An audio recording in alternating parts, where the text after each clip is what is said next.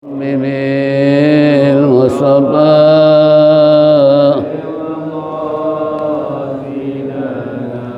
واغفر لنا ما مضى اللهم صل وسلم وبارك عليه.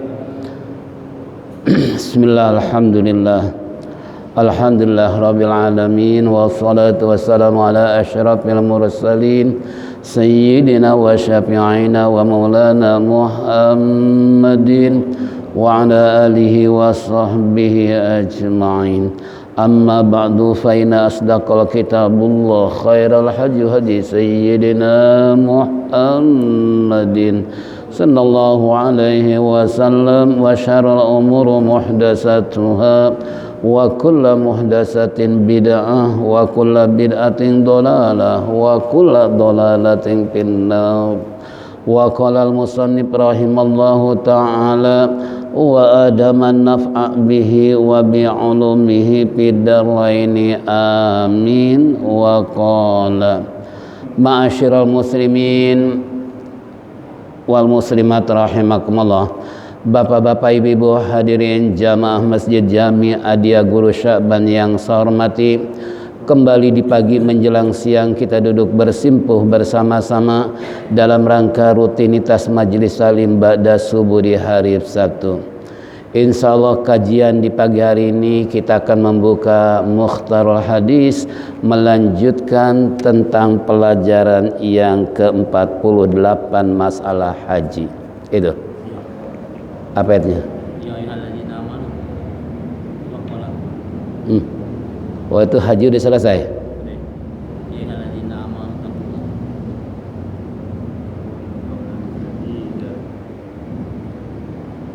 Ad-Darsul Khamsuna. Oh, sampai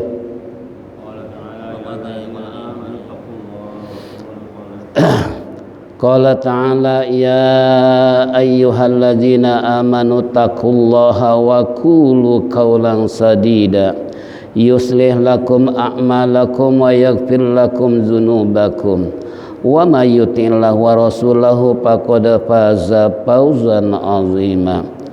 Wa qala ta'ala wa may yattaqillaha yaj'al lahu makhraja wa yarzuqhu min haitsu la yahtasib. Rawahu Shaykhan an Abi Hurairah radhiyallahu anhu qala qila ya Rasulullah mata akramun nas qala atqakum. Warwa Muslim an Sufyan bin Abdullah radhiyallahu anhu qala qultu ya Rasulullah kulli fil islami qaula la as'alu anhu ahadan ghairu. Qala kul amantu billah summa istaqim.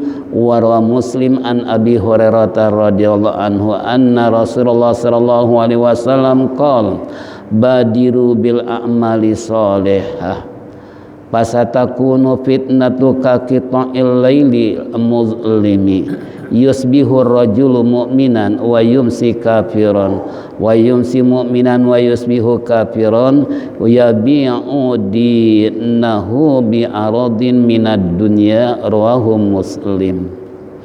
Ini beberapa firman Allah maupun hadis baginda Nabi kita Muhammad sallallahu alaihi wasallam yang menjelaskan tentang takwa dan istiqomah serta taat dan cinta berbuat kebaikan.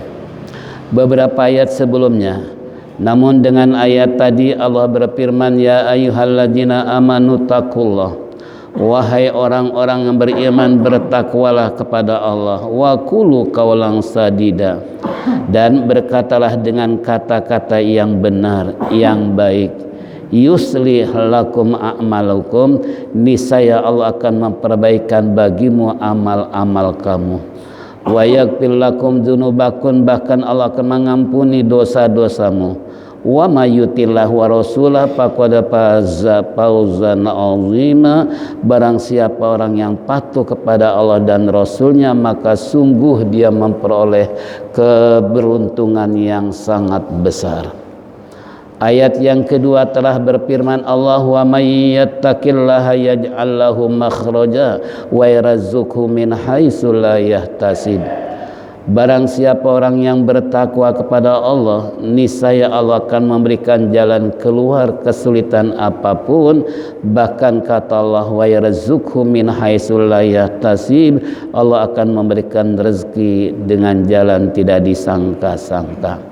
Dua ayat ini mengingatkan kepada kita orang-orang yang beriman agar kita bertakwa kepada Allah serta mengatakan sesuatu perkataan yang benar, yang baik, yang mengandung manfaat. Nah, niscaya kalau kita sudah mengatakan sesuatu yang benar dan baik, ini akan membuat diri kita menjadi yuslih lakum a'malukum. Allah akan memperbaiki, Allah akan membaguskan bagi kita seluruh amal perbuatan. Seakan-akan tidak ada kejelekan pada diri kita kalau kita pertama tadi bertakwa kepada Allah, yang kedua mengatakan sesuatu dengan benar dan baik. Nah, yang kedua, Allah mengampuni dosa-dosa kita. Apapun dosa yang telah kita perbuat, kalau melakukan hal tadi itu sesuai dengan janji Allah ini, bahwasanya Allah akan mengampuni dosa-dosa kamu. Secara umum, apapun dosa yang telah kita perbuat, wabil khusus dosa-dosa kecil, karena dosa besar harus taubatan nasuha. Tinggal kembali bagaimana respon menanggapi ayat ini, bahwasanya Allah perintahkan orang beriman supaya bertakwa. Apa itu takwa? Bimtisali awamiri wajatina binawahihi, menjunjung tinggi perintah Allah, menjauhi larangannya. Kalau kita sudah melakukan dua hal ini, itulah orang yang bertakwa. Nah, kalau Allah sudah menjanjikan dengan apa yang terkandung dalam ayat ini, tinggal kembali pada diri kita, sejauh mana kita memiliki takwa kepada Allah. Apakah sudah maksimal sesuai dengan instruksi Allah dalam Al-Quran? Ya ayyuhalladzina amanu taqullah haqqa tuqatih wa la tamutunna illa wa antum muslimun. Hei orang-orang beriman, bertakwalah kamu kepada Allah dengan sebenar-benarnya takwa. Dengan kalimat sebenar-benarnya takwa, kira-kira nih jangankan kita, para sahabat ketika turun ayat ini, mereka spontan berkata pada Rasulullah, ya Rasulullah, mungkinkah kita ini bisa melakukan takwa dengan sebenar-benarnya takwa? Karena di antara kita ada yang dagang, ada yang kerja, ada yang begini begitu segala macam. Mungkinkah kita ini bisa bertakwa sesuai dengan ayat tersebut? Nah, di saat mendengarkan apa yang diungkapkan sahabat, lalu Rasulullah mengeluarkan sebuah hadis, ittaqullaha mastata'tum. Bertakwalah kamu kepada Allah sesuai dengan kemampuan kamu. Pejabat bertakwa dengan pejabatannya, pedagang bertakwa sesuai dengan dagangnya. Pokoknya semua aktivitas yang kita lakukan, sumberkan semua ini dengan takwa. Niscaya dengan takwa itulah yang Allah janjikan tadi, yuslih lakum a'malakum. Yang kedua, wa yaghfir lakum dzunubakum. Lalu yang berikutnya, wa may yuti'illah wa rasulah faqad faza fawzan azima. Barang siapa orang yang patuh, yang taat kepada Allah dan Rasulnya, maka sungguh dia benar-benar akan memperoleh fawzan azima, keberuntungan yang besar. Apa yang besar di sini? Apa keberuntungan? Apapun yang kita inginkan, apapun yang kita cita-citakan, sudah mendapat ridho Allah. Nah, sudah barang tentu keberuntungan kita bukan hanya di dunia saja, termasuk nanti di akhirat pun kita akan memperoleh keberuntungan. Makanya tinggal bagaimana kepatuhan kita kepada Allah dan Rasulnya. Nah, apalagi hari Senin mulai diperpanjang. Nah, sejauh mana nih ya patuh kita kepada Allah, Rasul, serta pemimpin-pemimpin kita yang beriman, kan gitu. Nah, kalau kita mengedepankan, mengutamakan kepatuhan kepada Allah dan Rasulnya, niscaya inilah yang dimaksud ayat tadi. Tapi kalau sebaliknya perintah Allah dan Rasulullah dibelakangkan, nggak dihiraukan, ingat apa arti sih dalam kehidupan? Ya, artinya kalau kita sampai berani untuk melecehkan apa yang diperintahkan Allah dan Rasulnya, padahal gara-gara takut corona.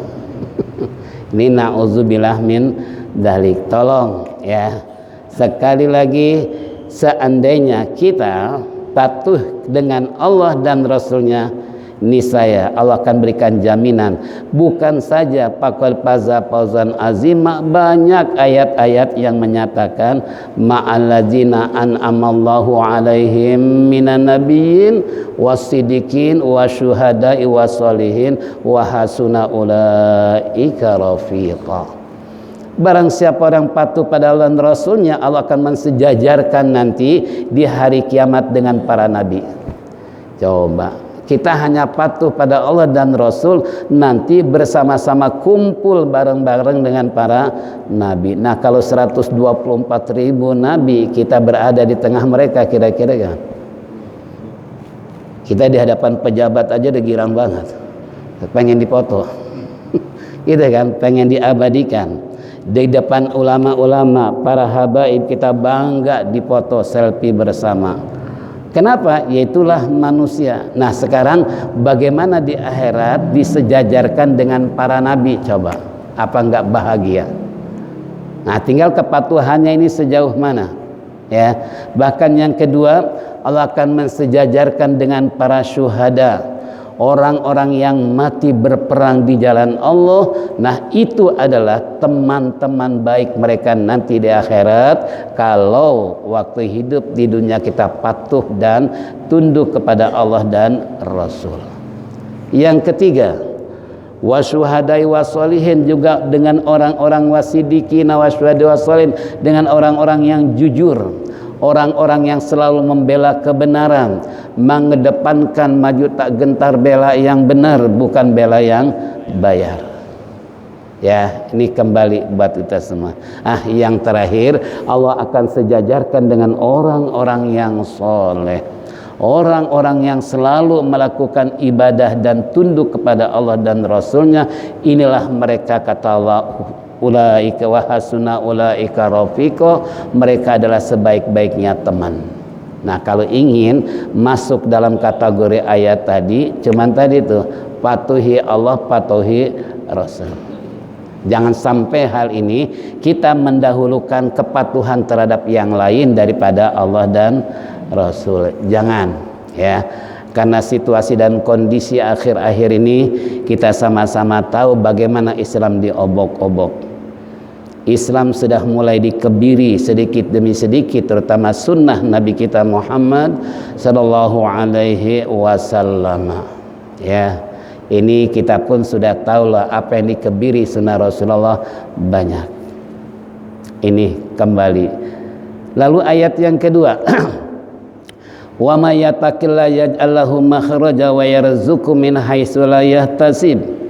Barang siapa orang yang bertakwa kepada Allah, Allah akan memberikan solusi, jalan keluar apapun kesulitannya.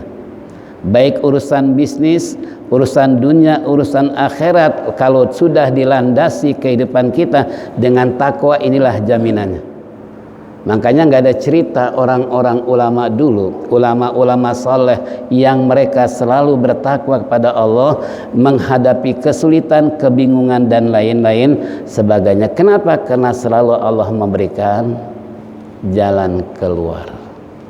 Ya, makanya termasuk kalau pengurus yayasan ini semua bertakwa pada Allah, apa yang diprogramkan pasti tercapai. Amin. Ya Rabbal Alamin. Termasuk nih jamaah, ya, kita sudah membuka warung Sya'ban. Nah, ini warung Sya'ban ini saya sedikit untuk menjelaskan yang melatar belakangi kita adalah di dalam kondisi perekonomian yang begitu sulit, yang begitu susah istilahnya, namun Sa'ban mampu mendirikan warung. Nah, warung ini bisa berkembang, maju atau mundur tergantung masyarakat yang ada di seputar Kemayoran. Kalau Kemayoran sadar, sebagaimana pengalaman kita membangun gedung yayasan hampir 3 miliar, kita mampu. Kenapa? Karena gotong royong masyarakat yang ada. Masjid begitu juga, hampir 2 miliar lebih. Selesai, itu pun karena saling bahu membahu, saling gotong royong bersama, akhirnya masjid kita bisa rasakan dua sarana, tempat ibadah dan tempat pendidikan. Kini kita rasakan bagaimana anak-anak sekarang hanya tinggal masuk belajar dengan tenang, bahkan pakai AC, pakai kipas angin dan sebagainya. Coba, menurut akal kira-kira gimana? Tapi Allah memberikan solusi jalan keluar. Kenapa? Kalau misalnya kita solid, kalau kita sama-sama kompak, apalagi warung ini merupakan hal yang sangat mendukung semua kegiatan. Makanya saya bilang kemarin sama ibu-ibu, Bu, kalau ibu ini belanja di warung Sa'ban paling tidak tiga keuntungan yang ibu dapatkan. Apa itu? Pertama, menyantuni anak yatim secara tidak langsung. Nyantunin nggak? Iya kan? Karena ini nanti kalau sudah besar, itu bukan hanya istilahnya buat kegiatan-kegiatan yang ada di masjid, tapi termasuk yatim, kemudian sarana dan prasarana kebutuhan yang kita butuhkan kalau memang warung sudah berkembang, sebagaimana yang saya telah melakukan penelitian riset ke pondok-pondok yang besar. Contoh Sidogiri. Siapa sih yang nggak kenal Sidogiri? Punya santrinya 10.000. Itu dia punya dana miliaran yang ada sekarang. Kenapa? Hasil warung yang diproduk oleh pesantren Sidogiri, daerah Surabaya, Pasuruan, ya. Surabaya ke arah selatan, di situ ada pondok pesantren besar, punya murid 10.000, itu miliaran dia punya. Coba, kayak apa? Bisa nggak kira-kira Sa'ban begitu? Bisa nggak? Asal tadi. Yang penting masyarakat mendukung bersama-sama, hidupkan tuh warung.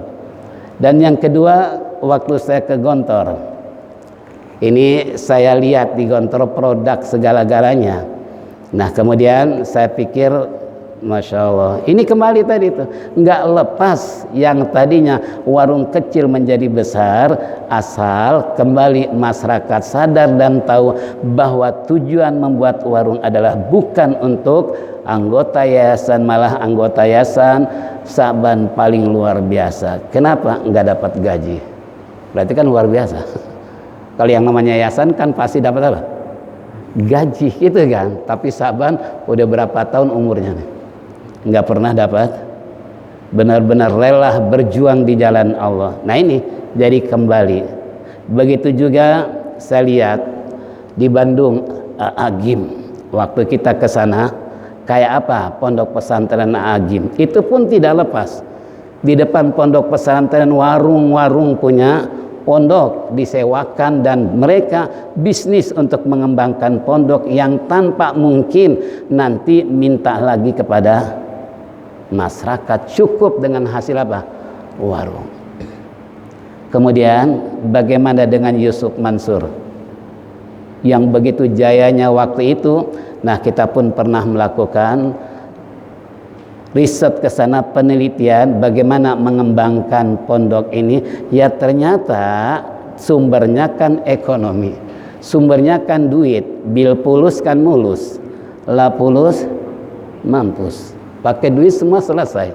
Kalau nggak pakai duit, nah ini makanya kita mencoba ini warung Sa'ban. Tolong sekali lagi, bahkan kita hari ini mau mengadakan penelitian ke Air ya. Iya, air mineral. Nanti kita pengen nama Sa'ban sendiri. Ya, jadi kita memasyarakatkan air Sa'ban. Jadi masyarakat minum air Sa'ban. Yang kita sudah buat programnya adalah kita doa bersama, kita wirid bersama, memohon pada Allah supaya air Sa'ban bukan saja mengandung menghilangkan haus, tapi dibalik semua ini kita memohon pada Allah supaya orang yang minum paling tidak berkah. Itu kan. Nah ini kembali, makanya saya katakan tadi ini pesantren-pesantren yang tumbuh berkembang tidak lepas karena masing-masing punya. Nah, Sa'ban ingin mencoba, ya, ingin mencoba dari warung kecil, memang tempatnya kecil.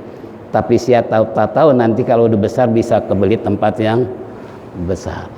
Insya Allah, makanya mohon doa dan mohon dukungannya karena semua sudah terpampang dalam spanduk apa sih yang dibutuhkan oleh jamaah, oleh masyarakat Kemayoran. Tinggal lihat, oh saya butuh nyewa mobil, sudah disiapkan sewaan mobil. Oh kami butuh bayar ini, bayar rekening ini segala macam, tinggal klik nomor yayasan. Berapa nomornya yayasan? Kan gitu ya. Nah alhamdulillah udah berjalan 2 minggu ya. Udah 2 minggu ya. Ini kalau ingin tahu tanya Pak John Wali. Bukan John Wali sekarang siapa? Abu Wali. Abdul Wali. John Wali sudah beralih nama ya. Oleh Habib Saleh kemarin diganti namanya Abdul Wali. Nah berarti hambanya Wali. Ya, kalau udah hambanya Wali kata Allah, ala inna awliya'a la khaufun alaihim walahum yahzanun. Ketahuilah sesungguhnya wali Allah orang yang hidupnya nggak pernah berduka cita. Nah, orang yang nggak pernah bingung apalagi sampai stres. Itu dia jaminan tuh. Serta wala khaufun alim, tidak ada rasa takut menghadapi situasi dan kondisi bagaimanapun. Tetap dia tenang-tenang apapun yang terjadi, apalagi penjaga warung. Ya, penjaga warung Abdul Wali. Berarti kembali tadi, itu kan? Nah, makanya saya sebagai ketua yayasan mengharap nih teman-teman seperjuangan hadapi apapun yang terjadi demi untuk mengembangkan warung supaya seperti pesantren-pesantren yang saya sebutkan tadi yang sudah saya kunjungi. Bahkan sebelum Gontor tuh ada pesantren Wali Songo. Pesantren Wali Songo. Waktu itu saya mau pulang ke Jakarta, beli tiket, dapat nomor 36, persis hari Jumat, sudah jam 11. Ada bapak-bapak orang Kebayoran dengan anaknya. Lalu dia nyolek saya, Pak, mau saya tolong nggak? Apa? Bapak ke nomor 36, khawatir Jumat nggak keburu, tapi saya kecilkan tuh nomor jadi 16. Saya percaya nggak percaya kan? Bapak bisa, insya Allah. Kalau percaya sama saya, mari nomor Bapak saya pegang. Udah, tahu jampe-jampe apa itu. Nanti kalau ada panggilan 2 orang, siapa yang tanggung jawab? Saya yang tanggung jawab. Kalau ada nomor umpamanya 16 sama maju ke depan, ngambil tiket, saya yang tanggung jawab. Tapi Bapak percaya dengan saya. Karena kita ngejar Jumat nih, ngejar kereta juga, ya udah kita percayakan. Begitu dipanggil nomor 16, nah kan saya ambil tiket, ternyata nggak ada saingan. Berarti ini orang, ya Allah, kata anaknya, Pak biar saya yang kerjain. Jangan, kamu belum punya pengalaman. Ini anak sama bapak, pamaknya rupanya nih. Bisa ilmu apa? Nah kalau model yayasan punya gitu aja lumayan. Bukan bim salah bim, tapi benar. Kenyataan itu dari pondok pesantren Pak. Itu Wali Songo. Karena waktu itu saya kesempat sana juga, itu kembali kepada kita ini pesantren yang sudah berkembang tumbuh tadi, mereka nggak membutuhkan lagi dana dari masyarakat, tidak, malah bila perlu masyarakat disumbang. Ini aja kita sedang berkembang bisa mampu memberikan pertolongan kepada UKM-nya, pengusaha-pengusaha kecil, walaupun sekarang dana belum diluncurkan lagi. Ya, kita berawal punya dana hibah dari jamaah 20 juta. Sudah mencapai berapa? 30 juta, kan lumayan.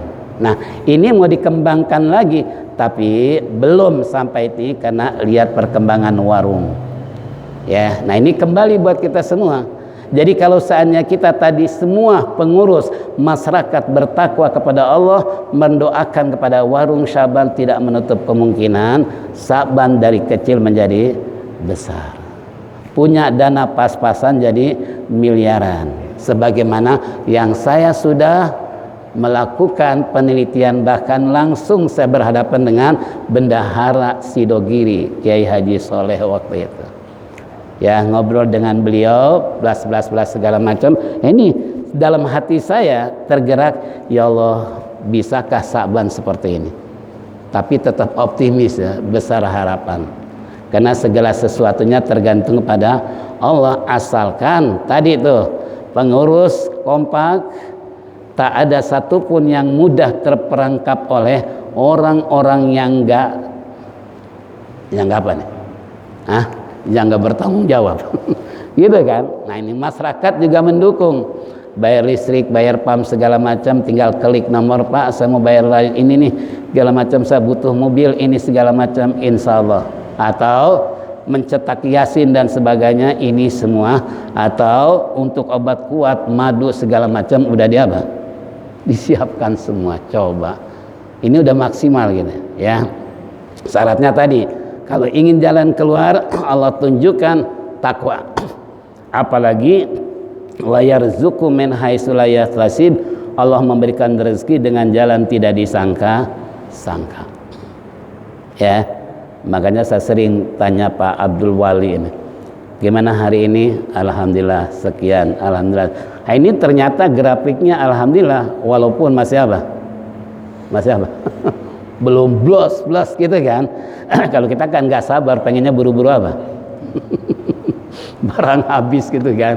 Tapi kan Allah lain, cerita proses kesabarannya di mana kan gitu. Nah, makanya tolong sekali lagi, sekalian saya bicara kepada seluruh masyarakat yang ada, RW 5, 6, 7, kalau mau mendukung warung Sa'ban, ingin berkembang seperti pondok-pondok yang saya sebutkan khususnya maupun yang lain, itu nggak lepas dari sumber dana. Kalau dana kita sudah memiliki seperti mereka, apa sih yang tidak inginkan oleh Sa'ban? Ya, bisa jadi kita beli tanah di luar kota buat cabang Sa'ban. Keren gak tuh? Ya, karena saya lihat nih, saya waktu ke Kimu Pasir, ke daerah Ciamas, itu ada koperasi Bismillah. Saya ingat tuh, ini namanya Bismillah, kalau nggak salah dari Sidogiri. Ketemu dengan teman, ada tamu dari Sidogiri datang ke rumah. Nah, dia cerita, pokoknya kalau koperasi Bismillah itu dari sana. Nah, ternyata ini sudah istilah linknya bukan saja Jawa Timur, termasuk Jawa Tengah, termasuk Jawa Barat. Kalau ada koperasi Bismillah, itu adalah cabang dari apa? Nah, siapa tahu Sa'ban pun punya cabang di Bandung. Gitu kan. Nah, karena contoh lain, anak saya ngajar di Robani. Ini Robani pusatnya di mana? Di Bandung. Tapi sudah punya cabang di Depok, punya cabang di Rawamangun, baik pendidikan maupun usaha bisnis dalam pakaian segala macam, termasuk istilahnya termasuk saya pakai masker ya, Palestina. Mana masker saya tadi? Masker saya mana? Oh, di itu jaket ya. Nah, ini masker Palestina ini, karena ini Robani termasuk simpatisan Palestina, sehingga setiap guru tiap bulan harus belanja ke Robani. Nah, keuntungannya bukan buat Robani saja, tapi buat dikirim ke mana? Palestina. Coba bayangkan. Ini sudah banyak cabang yang istilahnya dibina oleh Robani. Makanya saya pakai apa? Pakai masker Palestina. Bukan berarti saya udah ke Palestina, bukan. Tapi kenapa? Termasuk kita pun dengan beli barang-barang Robani berarti nyumbang kemana? Ke Palestina. Nah, Sabankah bisa begitu? Membuat masker Saban. Memasrakatkan masker Saban, apalagi diperpanjang sampai bulan. Nah, siapa tuh ada yang usul, Ustaz, buat apa masker Saban supaya masyarakat ketahuan bukan orang Saban tapi simpatisan apa? Saban. Gitu kan? Ini insya Allah. Yang kedua hadis Rasulullah Shallallahu Alaihi Wasallam tadi, ketika Rasulullah ditanya, "Kila ya Rasulullah, man akramun nas?" Qala atqakum. Siapa yang paling mulia di antara manusia? Nabi jelaskan, atqakum, yang paling takwa kepada Allah di antara mereka. Itulah ciri-ciri yang paling mulia di antara manusia. Nah, ini tadi. Sebab dengan mulianya Allah muliakan, otomatis apa sih yang dibutuhkan, apa sih yang diinginkan oleh mereka, tentunya Allah akan memberikan. Ya, termasuk tadi apa yang saya jelaskan. Ya, yayasan kalau benar-benar jamaahnya, pengurusnya takwa pada Allah, bukan saja Allah memuliakan di antara manusia, tapi Allah memberikan jalan mudah apapun yang diinginkan. Kemudian yang terakhir, hadis riwayat Imam Muslim dari Sufyan bin Abdillah radhiyallahu anhu telah berkata, "Qul ya Rasulullah, saya bertanya," kata Sufyan bin Abdullah tadi, tentang kulli fil islami qaulan la as'alu anhu ahadan ghairuka. Ya Rasulullah, katakan kepada saya tentang Islam satu kata saja, saya tidak akan bertanya kepada selain daripadamu ya Rasulullah. Qala, Nabi bilang apa? Qul amantu billah summastaqim. Kata Rasulullah dalam sabdanya ini, yang diminta oleh Sufyan bin Abdillah tentang satu kata saja tentang Islam, saya nggak akan tanya sama yang lain kecuali padamu ya Rasulullah. Apa Nabi bilang? Qul amantu billah. Kata Rasulullah, bahwasanya hendaklah kamu beriman kepada Allah, percaya dengan Allah, sumastaqim, kemudian istiqomah.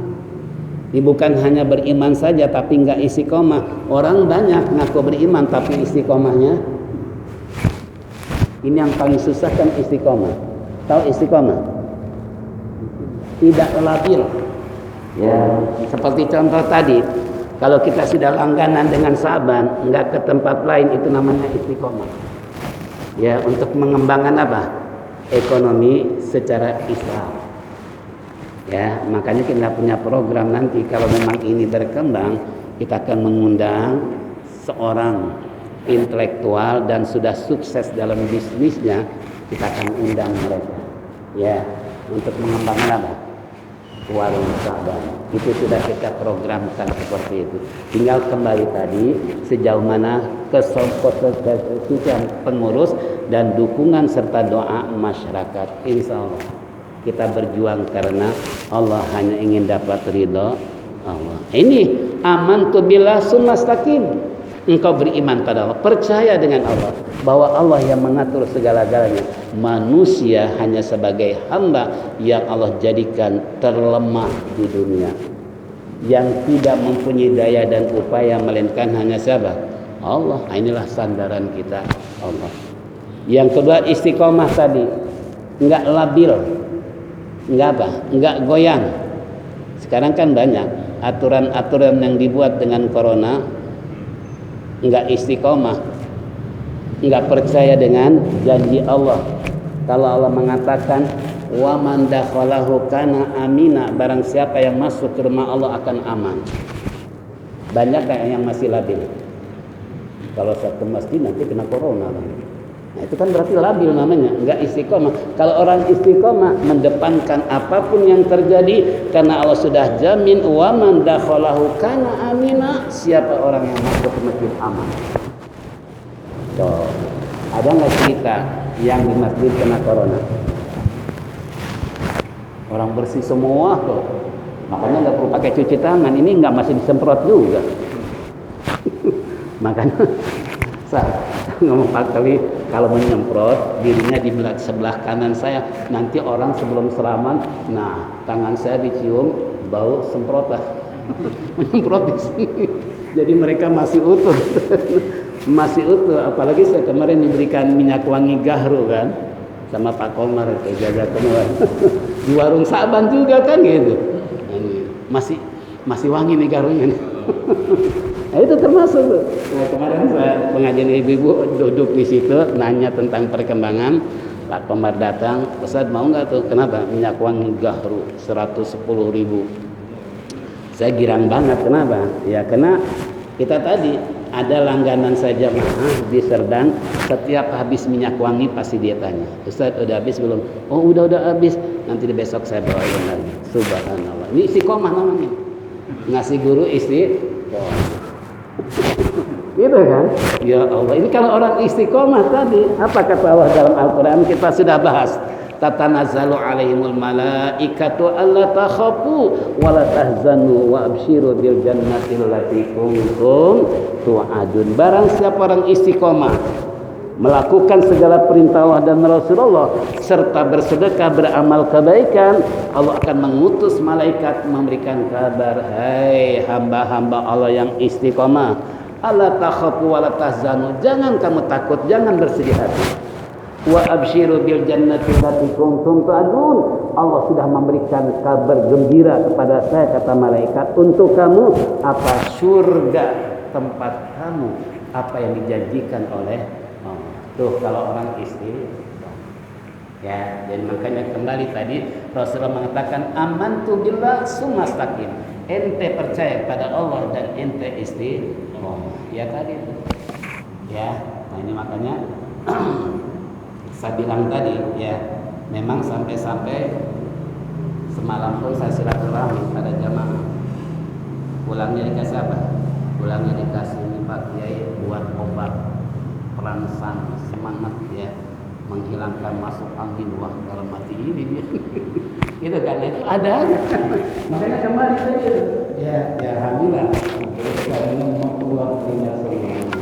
Yang terakhir, qala Rasulullah sallallahu alaihi wasallam badiru ila a'mali shalihah fasatakunu fitnatan haqqil lailil mudlim yusbihu ar-rajulu mu'mina wa yumsi kafiran wa yumsi mu'mina wa yasud kafiran yahiqu dinahu bi ardi minad dunya wa badiru saudara-saudara, segera kalian hai saudara-saudara yang mengaku sebagai umat Islam, mengaku umat Rasulullah, pencinta Rasulullah, bi amali sholihah, segera kalian beramal saleh. Ayo, mau kapan lagi? Mau kapan lagi kita bisa mendayagunakan harta, jiwa dan raga di jalan Allah? Ini namanya amal saleh. Ini Rasulullah perintahkan segera, jangan nunggu nanti.